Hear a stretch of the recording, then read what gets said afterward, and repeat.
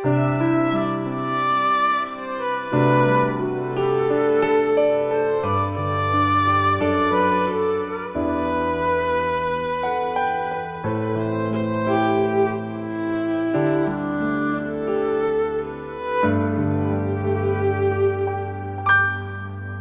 măng câu ăn luan liêm tua nai chẳng mô can lâm treo cây chu lung kil in tu ni tu chan tia kiên khăm tu trung lâu nâng lệ cây cờ lo phiang lâu du na để lung tắc lâu đốt na si ruang a mo để lung tôi chẳng hi nâng lệ cây đột ngất âm muôn lại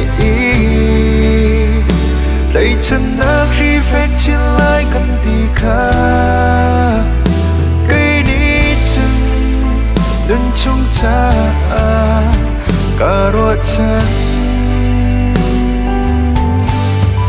để lung lom nát ở xí câu a chân đốt mi cả chân lung chú cái quên mang cầu mình sẽ cả lung xa lung lom tê in cả châu la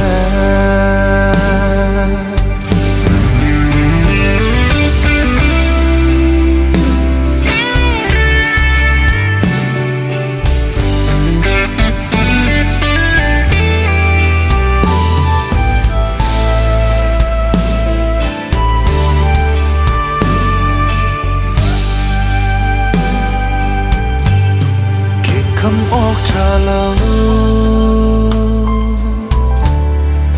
lâm chuông câu sệt mô can pe khô đốt na nâng cha anh lum al khâu ti lâu kiên khăm tu dòng lâu nâng lệ cây cờ long phiang lâu du na để lung tắc lâu đốt na si ruang a mo để lung tôi chẳng hi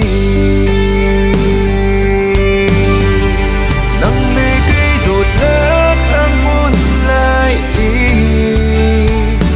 lấy chân nát khi phép trên lại cần thì khá cây đi chân đơn chung cha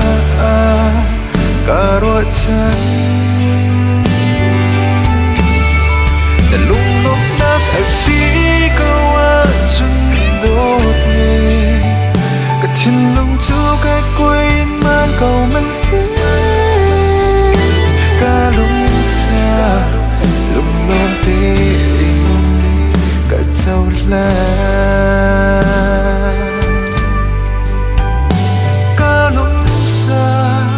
lung lom tê in